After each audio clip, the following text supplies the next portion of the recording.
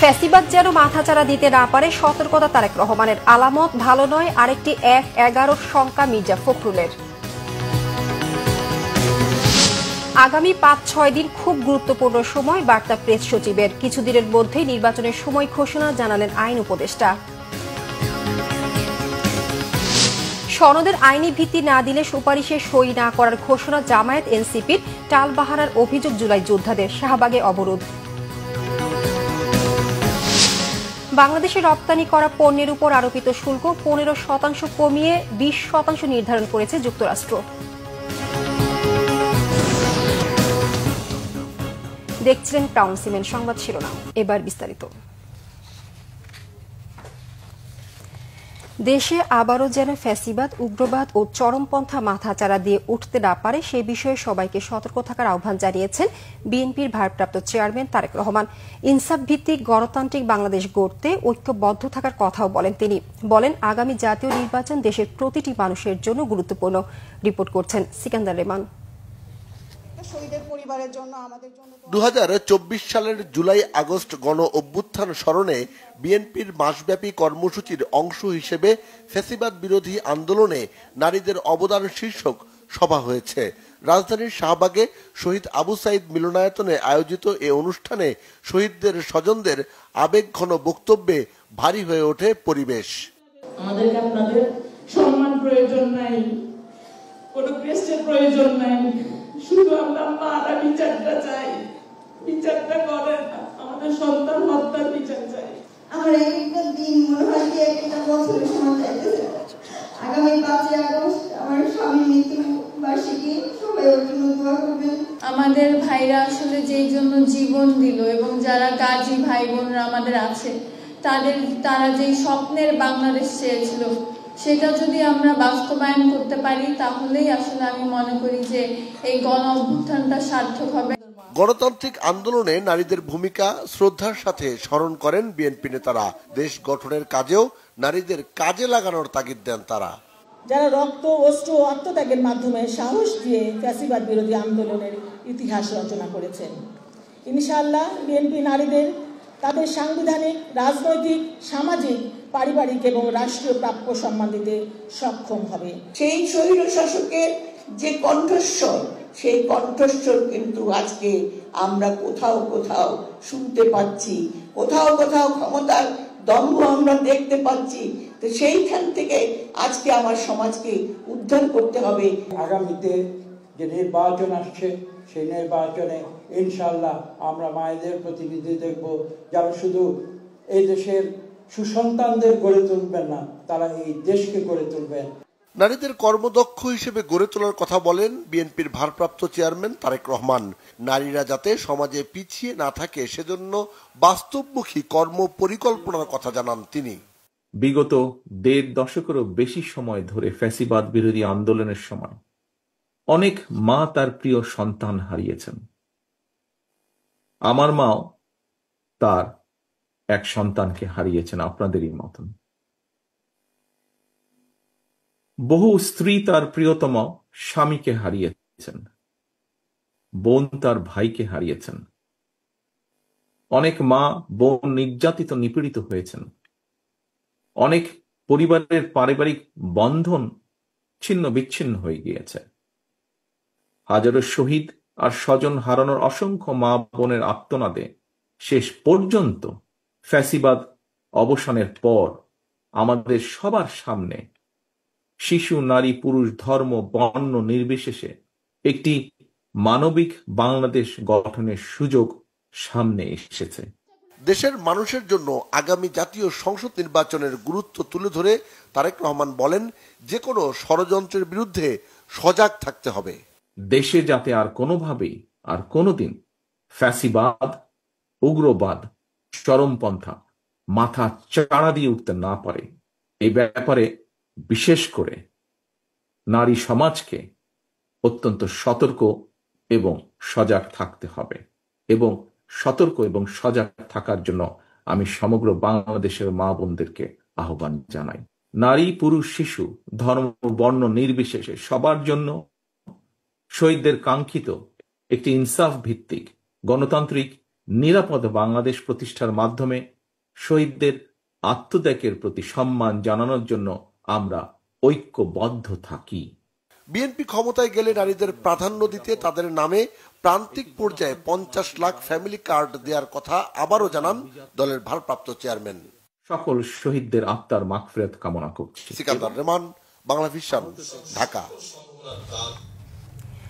এদিকে বিএনপি মহাসচিব মির্জা ফখরুল ইসলাম আলমগীর বলেছেন, কিছু ঘটনা ঘটছে যার আলামত ভালো নয়। ঐক্যবদ্ধ না থাকলে আবারও 1-11 মতো ঘটনা অসম্ভব নয়। ডক্টর ইউনূসকে উদ্দেশ্য করে মির্জা ফখরুল বলেন, নির্বাচন ফেব্রুয়ারির ডেডলাইন থেকে পিছিয়ে গেলে তার সম্মান ক্ষুণ্ণ হবার আশঙ্কা থাকবে। আহমেদ সরওয়ারের রিপোর্ট। ফ্যাসিবাদ থেকে গণতন্ত্র উত্তরণের পথে আইনজীবীদের ভূমিকা নিয়ে আলোচনা ও তথ্যচিত্র প্রদর্শনীর আয়োজন করে জাতীয়তাবাদী আইনজীবী ফোরাম। সুপ্রিম কোর্ট আইনজীবী সমিতি মিলনায়তনে আলোচনায় অংশ নিয়ে বিএনপি মহাসচিব মির্জা ফখরুল ইসলাম আলমগীর বলেন, দুঃখজনক বিষয় হচ্ছে যারা প্রাণ উৎসর্গ করে চলে যায় তারা তো যায়, কিন্তু যারা বেঁচে থাকে তাদের নিয়ে অন্যরা ব্যবসা করে। জুলাই আগস্টের যে স্পিরিট, সেই স্পিরিট থেকে কিন্তু বাংলাদেশ সরে গেছে। যে ঐক্য নিয়ে আমরা একসাথে একজোট হয়ে লড়াই করেছি, আমরা এখন লড়াই করছি নিজের ক্ষমতার জন্য। এটা বাস্তবতা। আজকে যে ছেলেরা সেদিন প্রাণ দিয়েছিল, প্রাণ দেওয়ার জন্য তৈরি হয়েছিল, সেই ছেলেরা আজকে পর্যন্ত লিপ্ত হয়ে গেছে চিঠি দিয়ে চাঁদা আদায় করার কাজে। চারদিকে আপনারা আমার চেয়ে ভালো জানেন, চারদিকে একটু খোলা রাখেন, চোখ কান খোলা রাখেন, দেখবেন কতগুলো ঘটনা ঘটছে। যে ঘটনাগুলো আলামত ভালো না, কিন্তু আমি আশঙ্কা করি যে আমরা যদি ঐক্যবদ্ধ না থাকি, আমরা যদি সতর্ক না থাকি, তাহলে কিন্তু 1-11 মতো ঘটনা ঘটা এখানে অস্বাভাবিক কিছু নয়। বিএনপি মহাসচিব বলেন, অনেকে বলে সংস্কার নাকি বিএনপি দেরি করাচ্ছে। তিনি বলেন, সংস্কার তো এনেছে এবং চেয়েছেই বিএনপি। সাধারণ মানুষ চায় নির্বাচন হোক, যেখানে তারা প্রতিনিধি নির্বাচন করবে।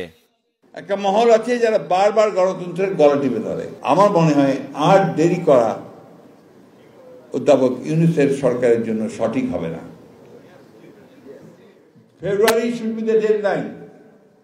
এর পরে হলে আপনি যে সম্মান নিয়ে এসেছেন এবং সমগ্র বিশ্বে আপনার যে সম্মান, সেই সম্মান ক্ষুণ্ণ হবার সম্ভাবনা থাকবে। আলোচনায় আইনজীবী নেতারা অভিযোগ করেন, অন্তর্বর্তী সরকারের ছাত্রদের প্রতি এত ভালোবাসা জন্মে গেছে যে তাদের এখন রাজনীতিবিদদের মুখোমুখি করা হচ্ছে। আজকে তারা মাঠে মাঠে পদযাত্রা অবশ্যই করবে, কিন্তু তাদের মুখের ভাষাগুলো দেখেছেন? আমাদের রাজনৈতিক দলগুলো রাজনীতিবিদদের নিয়ে কি ধরনের কথাবার্তা বলছে, তাদের আচরণ। জাতীয় ঐক্যমত কমিশন গঠন করে এত বিস্তৃতি ঘটিয়েছেন, শেষ পর্যন্ত আমার কাছে মনে হচ্ছে, এটা আমার ব্যক্তিগত ওপিনিয়ন, সংস্কারের নামে অপসংস্কার, কুসংস্কার তৈরি করে দিয়ে যাবেন। জুলাই বিপ্লবে ছাত্র জনতা, আইনজীবী একত্রিত হয়ে, রাজনীতিবিদ সকলে একত্রিত হয়ে আন্দোলন করলাম, মনে হয় তিনি সেটা ভুলে গেছেন। ৭১-এর স্বাধীনতা হলো, সংবিধান হলো, সেই সংবিধানে উনি রাখবেন না। ইনি যে কি একটা মন্ত্র নিয়ে আসলেন আমি ঠিক বুঝতে পারি না। আগামী নির্বাচনে প্রার্থী মনোনয়নে আইনজীবীদের কথা যেন দলের হাইকমান্ড মনে রাখে, সেই দাবি জানান জাতীয়তাবাদী আইনজীবী ফোরাম নেতারা। আহমেদ সরওয়ার, বাংলা ভিশন, ঢাকা। প্রধান উপদেষ্টার প্রেস সচিব শফিকুল আলম জানিয়েছেন, নির্বাচনের তারিখ একদিনও পেছাবে না। অধ্যাপক ডক্টর মোহাম্মদ ইউনূসের ঘোষণা অনুসারে যথাসময়ে নির্বাচন হবে। আগামী ৫-৬ দিন সবার জন্য খুবই গুরুত্বপূর্ণ বলে মন্তব্য করেন তিনি। বৃহস্পতিবার সচিবালয়ে বিএসআরএফ সংলাপে প্রধান উপদেষ্টার প্রেস সচিব জানান, সরকারের অনেক অর্জন আছে, জুলাই ঘোষণাপত্র নিয়ে কাজ হচ্ছে। গত 1 বছরে কোথাও পুলিশ ল্যাথাল উইপন ব্যবহার করেনি। ভয়ঙ্কর একটা অর্থনৈতিক দুর্যোগ থেকে স্থিতিশীলতা আনা একটা কঠিন কাজ ছিল, সেটা সরকার করতে পেরেছে। তিনি বলেন, আইন শৃঙ্খলা পরিস্থিতি গত 1 বছরে স্থিতিশীল আছে। 1-2টা খুন দেখে পুরো পরিস্থিতি মূল্যায়ন করা যায় না। শফিকুল আলম বলেন, রিজার্ভ বেড়েছে, মূল্যস্ফীতি কমেছে। ফ্যাসিস্ট আমলে 1 লাখ কোটি টাকার বেশি জ্বালানি খাতে চুরি হয়েছে বলেও জানান তিনি। কিছুদিনের মধ্যেই নির্বাচনের তারিখ ঘোষণা করবেন অন্তর্বর্তীকালীন সরকারের প্রধান উপদেষ্টা অধ্যাপক ডক্টর মোহাম্মদ ইউনূস। এমন তথ্য জানিয়েছেন আইন উপদেষ্টা অধ্যাপক ডক্টর আসিফ নজরুল। বৃহস্পতিবার সচিবালয়ের সংস্কার ও সমসাময়িক বিষয়ে আয়োজিত সংবাদ সম্মেলনে আসিফ নজরুল একথা জানান। তিনি বলেন, জনগণের ভোটাধিকার প্রয়োগের জন্য সব ধরনের প্রস্তুতি নেওয়া হয়েছে। কিছুদিনের মধ্যেই আগামী নির্বাচনের ঘোষণা আসবে, সবাই ভোট দিতে পারবে। আইন উপদেষ্টা বলেন, বর্তমান সরকার বিভিন্ন ক্ষেত্রে অনেক গুরুত্বপূর্ণ সংস্কার করেছে, বিশেষ করে আইনি সংস্কার, প্রাতিষ্ঠানিক সংস্কার ও ডিজিটালাইজেশন। রাজনৈতিকভাবে হয়রানিমূলক প্রায় 16,000 মামলা প্রত্যাহারের সুপারিশ করেছে আইন মন্ত্রণালয়। এতে কয়েক লাখ রাজনৈতিক নেতাকর্মী ও স্বাধীন মতের মানুষ হয়রানি থেকে মুক্তি পেয়েছেন।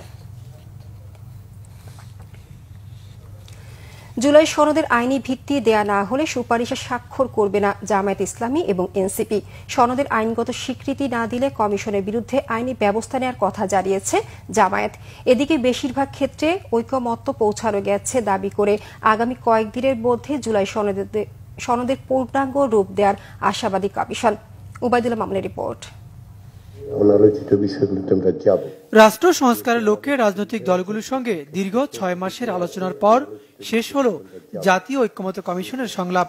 বৃহস্পতিবার সকালে ফরেন সার্ভিস একাডেমিতে দ্বিতীয় পর্বের 23তম দিনের আলোচনায় অংশ নেয় 30টি দল। সরকারি কর্ম কমিশন, দুদক, মহাহিসাব নিরীক্ষক ও নিয়ন্ত্রক, ন্যায়পাল নিয়োগ নিয়ে আলোচনা হলেও মূল বিষয় ছিল রাষ্ট্রের মূলনীতি নির্ধারণ। গত 6 মাসের আলোচনায় 826টি বিষয়ের সুপারিশ এসেছে 6টি কমিশন থেকে। এর মধ্যে মৌলিক 20টি বিষয়ের উপর আলোচনা শেষে 19টিতে একমত হয়েছে সব দল। তাদের একমত হওয়া বিষয়গুলো নিয়ে জাতীয় সনদ তৈরি করবে কমিশন, যা নির্বাচিত সরকার আগামী 2 বছরের মধ্যে বাস্তবায়ন করবে। জাতীয় সনদের আইনি ভিত্তির ব্যাপারে কঠোর অবস্থান জামায়াতের। আমরা এতদিন যা কাজ করছি, যদি এটা আইনি ভিত্তি না দেয় তাহলে এটি জিরো। এবং আমি বলেছি যে এটাকে আইনি ভিত্তি না দিলে যে জিরো হবে, সেই জন্য আমরা কমিশন এবং সরকারের বিরুদ্ধে কম্পেনসেট মামলা করব আমাদের সময় নষ্ট করার জন্য। উচ্চকক্ষে পিআর পদ্ধতিতে প্রতিনিধি নির্বাচন চায় এনসিপি। আমরা উচ্চকক্ষে যাতে পিআর পদ্ধতিতে প্রতিনিধিরা নির্বাচিত হতে পারেন, তারাও জনগণের প্রতিনিধি, এবং যেহেতু এর মধ্য দিয়ে যে দলগুলোর অন্তত 1% ভোটও থাকবে, তারাও একজন প্রতিনিধি উচ্চকক্ষ দিতে পারবেন। বিকেলে নিজ দলের অবস্থান জানায় বিএনপি। মত দেয়া হয় জুলাই সনদকে আইনের ভিত্তির বিপরীতে গেজেট নোটিফিকেশনের। জুলাই জাতীয় সনদের 2025-এর সেই লিখিত ডকুমেন্টটা ওয়েবসাইটে যাবে, মিডিয়াতে যাবে। যদি আমি একটা নতুন প্রস্তাব দিই, যদি চায় সরকার, সেটা গেজেট নোটিফিকেশন করতে পারে। এদিকে রাতে সংলাপের সমাপনী বক্তব্যে সামগ্রিক বিষয়ে আশাবাদের কথা জানান কমিশনের সহসভাপতি ডক্টর আলী রিয়াজ। ইতিমধ্যে জাতীয় সনদের যে খসড়া দেওয়া হয়েছে সে বিষয়ে বিভিন্ন রাজনৈতিক দলের মতামত পাওয়া গেছে। সেগুলোকে সমন্বিত করে পরিবর্তন ইত্যাদি করে আমরা একটা খসড়া সনদ থেকে একটা পূর্ণাঙ্গ রূপ দেব। তবে সংলাপের শেষ দিনে রাষ্ট্রের মূলনীতির আলোচনায় সভা বয়কট করে সিপিবি সহ 4টি বাম সংগঠন। আমাদের পক্ষে এখানে থাকা সম্ভব না, এজন্য চলে এসেছি। Ubaidullah Mamun, Bangla vision, Dhaka. 1 বছরেও জুলাই ঘোষণাপত্র ও সনদ বাস্তবায়ন না হওয়ার পেছনে সরকারের বিরুদ্ধে টালবাহানার অভিযোগ জুলাই যোদ্ধাদের। দুষলেন নোংরা রাজনীতিকেও। বৃহস্পতিবার সকাল 11টার দিকে আন্দোলনকারীরা সড়কে অবস্থান নেন। তারা বলেন, সরকার জুলাই সনদ ঘোষণা নিয়ে টালবাহানা করেছে। বারবার আশ্বাস দিয়েও সরকার কথা রাখেনি বলে অভিযোগ করেন তারা। 1 বছর পার হলেও এখনো পর্যন্ত সনদ ঘোষণা না করায় বাধ্য হয়ে আবারও রাস্তায় নেমেছে বলে জানান আন্দোলনকারীরা। সারা দেশের বিভিন্ন জেলা থেকে আসা আহত জুলাই যোদ্ধা ও তাদের পরিবারের সদস্যরা এই কর্মসূচিতে অংশ নিয়েছেন। দাবি আদায় না হওয়া পর্যন্ত আন্দোলন চালিয়ে যাওয়ার ঘোষণা তাদের। এদিকে অবস্থান কর্মসূচির কারণে যান চলাচল বন্ধ হয়ে আশপাশের সড়কে তীব্র যানজট তৈরি হয়ে বিপাকে পড়তে হয় নগরবাসীকে। জুলাই গণঅভ্যুত্থানের এই দিনে জামায়াত ইসলামী ও ছাত্র শিবিরের রাজনীতি নিষিদ্ধ করে প্রজ্ঞাপন জারি করে ফ্যাসিস্ট আওয়ামী সরকার। জনরোষ থেকে বাঁচতে 6 সমন্বয়কে ছেড়ে দিতে বাধ্য হয় স্বৈরাচারী শেখ হাসিনা। ছাত্র জনতা হত্যাকারী পুলিশের জাতিসংঘের তত্ত্বাবধানে বিচার দাবি করে ঢাকা বিশ্ববিদ্যালয়ে সমাবেশ করে নিপীড়ন বিরোধী শিক্ষক সমাজ। এদিন ছাত্র জনতার পক্ষে মাঠে নামেন শিল্পী সমাজ। রিপোর্ট করছেন ইমরুল কায়েস। দুদিন আগে জামায়াত শিবিরের রাজনীতি নিষিদ্ধ করলেও এদিন সরকারিভাবে প্রজ্ঞাপন জারি করে আওয়ামী সরকার, ফলে প্রকাশ্যে রাজনীতি করার সুযোগ হারায় তারা। জামায়াত শিবির নিষিদ্ধ করার সর্বসম্মত সিদ্ধান্ত গৃহীত। প্রজ্ঞাপন জারির পর কসাইখ্যাত সে সময়ের স্বরাষ্ট্রমন্ত্রী আসাদুজ্জামান খান ও আইনমন্ত্রী আনিসুল হক হুঁশিয়ারি দেন, নিষিদ্ধ জামায়াত শিবিরের সাথে সম্পৃক্তদের বিষয়ে আইনগত ব্যবস্থা নেবে সরকার। এই দলের আন্ডারে তারা রাজনীতি করতে পারবে না। এদিনের বড় খবরের একটি ছিল 6 সমন্বয়ককে ছেড়ে দেওয়ার বিষয়টি। বেশ কয়েকদিন ডিবি কার্যালয়ে বন্দী থাকার পর এদিন সমন্বয়করা মুক্তি পান। শুধু 6 সমন্বয়ক নয়, সারা দেশে গ্রেপ্তার সকল শিক্ষার্থীর মুক্তির দাবি করে নাগরিক সমাজ। মেন্টো রোডের ডিবি কার্যালয়ের সামনে মানববন্ধন করে দাবি আদায়ে সরকারকে 24 ঘন্টার আলটিমেটাম দেন তারা। সকল শিক্ষার্থীকে অবিলম্বে মুক্তি দেবে। সাধারণ ছাত্র জনতাকে হত্যার বিচার জাতিসংঘের তত্ত্বাবধানে করার দাবি জানান নিপীড়ন বিরোধী শিক্ষক সমাজ। ঢাকা বিশ্ববিদ্যালয় এলাকায় সমাবেশ, বিক্ষোভ ও মৌন মিছিল কর্মসূচিতে এর দাবি জানান শিক্ষক শিক্ষার্থীরা। আটক শিক্ষার্থী সহ অন্যদের নিঃশর্ত মুক্তি ও ব্লক রেইডের নামে গণগ্রেপ্তার বন্ধের দাবি করেন তারা। এত বড় সাহস এটা পায় কিভাবে? একটা বিশ্ববিদ্যালয় শিক্ষক বিশ্ববিদ্যালয়ে ঢুকতে পারবে না। দেশের বিভিন্ন জায়গায় মৌন মিছিল, আন্দোলনে নিহতদের স্মৃতিচারণ, দেয়াল লিখন ও গ্রাফিতি কর্মসূচি পালন করে সাধারণ শিক্ষার্থীরা। কর্মসূচি পালন করতে গিয়ে রাজশাহী, কুমিল্লা সহ দেশের বিভিন্ন জেলায় পুলিশের আক্রমণের শিকার হন শিক্ষক শিক্ষার্থীরা। আটক হন অনেক শিক্ষার্থী। চলমান কোটা সংস্কার আন্দোলনে সহিংসতা ও হত্যাকাণ্ডের বিচার এবং গণগ্রেপ্তার বন্ধের দাবি জানিয়ে রাস্তায় নামেন দেশের শিল্পীদের একটি অংশ। রাজধানী ফার্মগেট এলাকায় বিক্ষোভ সমাবেশ করেন তারা। বৃষ্টিতে ভিজে কর্মসূচি পালন করেন তারা। এদিকে আন্দোলনকালে আহতদের দেখতে ঢাকা মেডিকেলে যান শিল্পী সমিতির আরেকটি অংশ। দেখামাত্র গুলি নির্দেশের বিষয়ে শেখ হাসিনার মতো আওয়ামী লীগ সাধারণ সম্পাদক ওবায়দুল কাদের নির্লজ্জের মতো দাবি করেন, ছাত্র জনতার উপর পুলিশ গুলি ছুঁড়েছে এমন কোনো তথ্য নেই, বরং তারেক রহমানের নির্দেশে বিএনপি জামাত গুলি ছুঁড়েছে বলে মিথ্যাচার করেন তিনি। এর প্রতিবাদ করে মির্জা ফখরুল ইসলাম আলমগীর বলেন, সরকার শাক দিয়ে মাছ ঢাকার জন্য মিথ্যার কোরাস গাইছে। আইন শৃঙ্খলা বাহিনী দিয়ে সরকারি হত্যা নির্যাতন চালাচ্ছে বলে এক বিবৃতিতে জানান তিনি। দ্রুত পদত্যাগ করে আওয়ামী ফ্যাসিবাদী সরকারকে ক্ষমতা জনতার হাতে ফিরিয়ে দিতে বলেন মির্জা ফখরুল ইসলাম আলমগীর। এদিন পুলিশের ডিবির দায়িত্ব থেকে বিদায় নেন ছাত্র জনতার হত্যাকারীর অন্যতম মাস্টারমাইন্ড ডিবি হারুন ওরফে ভাতার হোটেলের মালিক হারুন রশিদ। আস্থা এবং বিশ্বাস রেখে আরেকটি জায়গায় পদায়ন করেছে। ইবরুল কায়েস, বাংলাভিশন, ঢাকা।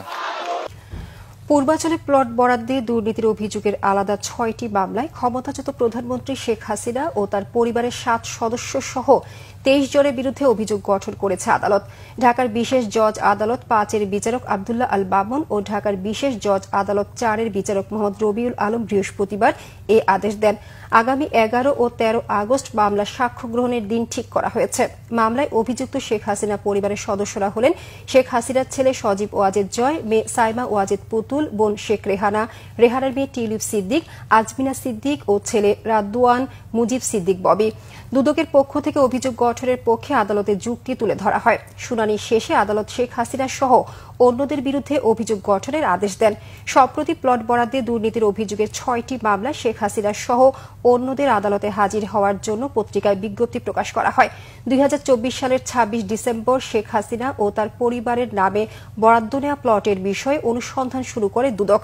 পূর্বাঞ্চল নতুন শহর প্রকল্পে প্লট বরাদ্দে অনিয়মের অভিযোগে শেখ হাসিনা সহ অন্যদের বিরুদ্ধে 6টি মামলা করে দুদক। 10 মার্চ অভিযোগপত্রের অনুমোদন দেয় দুদক।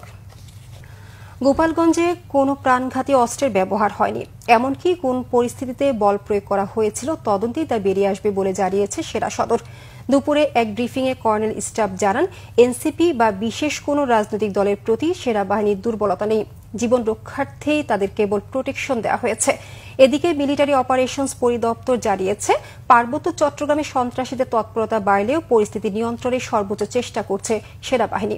রিপোর্ট সৈয়দ আব্দুল মুহিতের। দেশের আইন শৃঙ্খলা পরিস্থিতি ও সমসাময়িক ইস্যুতে বৃহস্পতিবার ব্রিফিং করে সেনা সদর। গেল 4 সপ্তাহে চাঁদাবাজি, মাদক, মব ও বিভিন্ন সময় লুট হওয়া 37টি অস্ত্র উদ্ধারের পাশাপাশি 813 জনকে গ্রেপ্তারের কথা জানানো হয়। মিলিটারি অপারেশনস পরিদপ্তরের colonel staff colonel Mohammad Shafiqul Islam জানান, গোপালগঞ্জে প্রাণহানির ঘটনা দুঃখজনক, তবে বিষয়টি তদন্তের পর পরিষ্কার হবে। আমরা কোনো রাজনৈতিক দলকে বিশেষভাবে কখনো কাউকে সহায়তা করিনি এবং আমাদের দায়িত্বের মধ্যে আমরা কাউকে বিশেষভাবে দেখি না।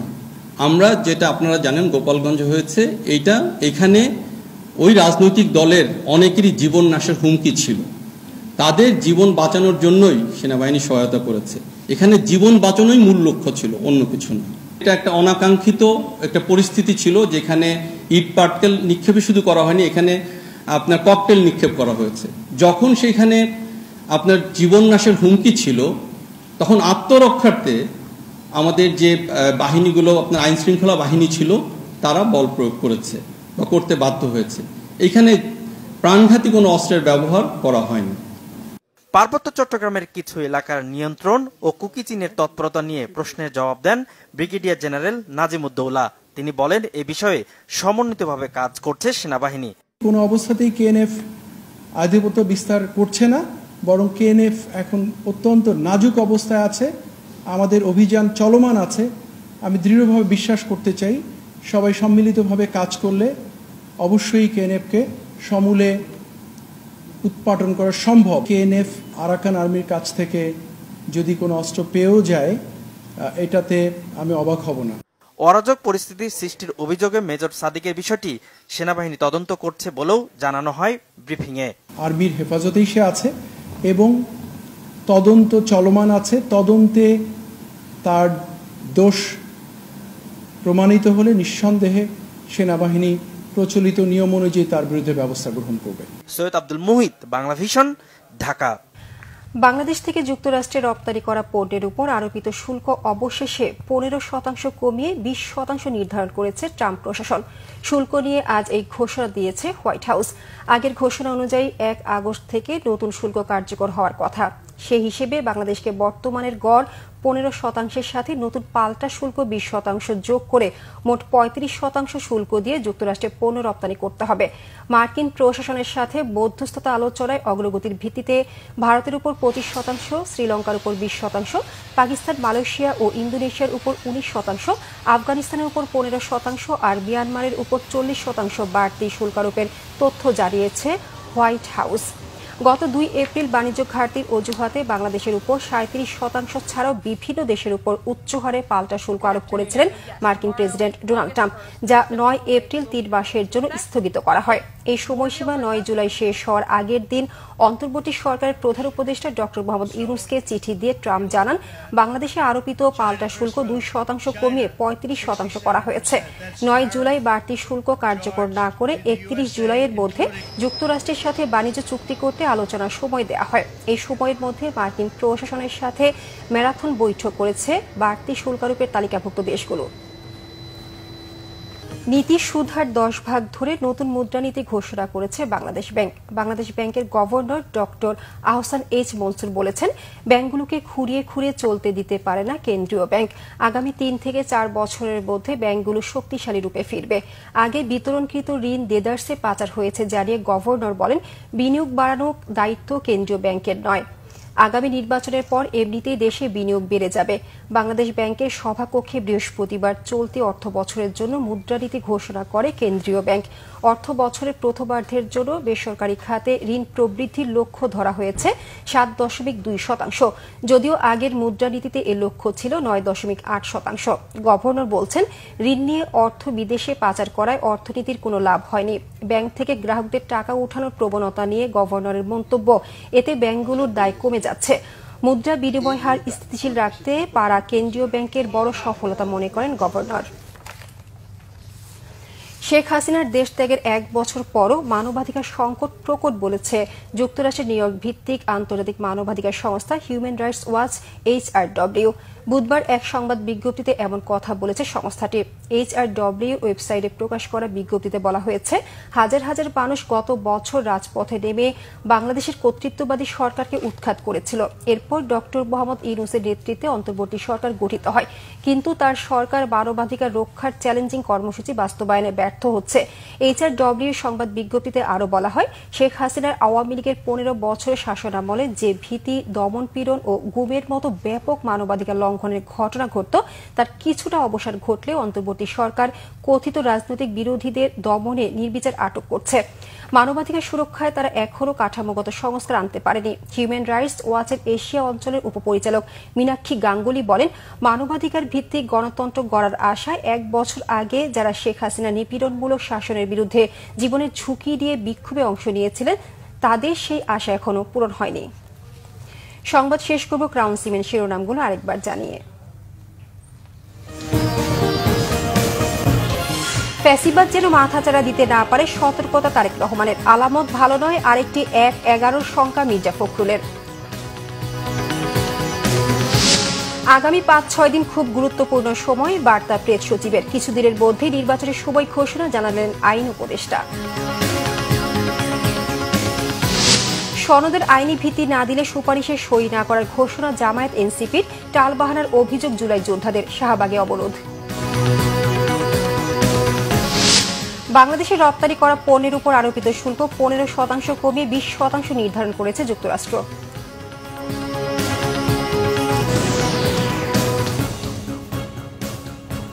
এই ছিল এখনকার মতো। পরের সংবাদ সকাল 10টায়, এর আগে 9টায় রয়েছে নিউজ টপ 10 দেখার আমন্ত্রণ রইল।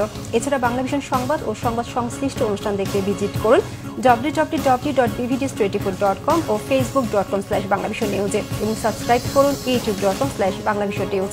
ধন্যবাদ সবাইকে।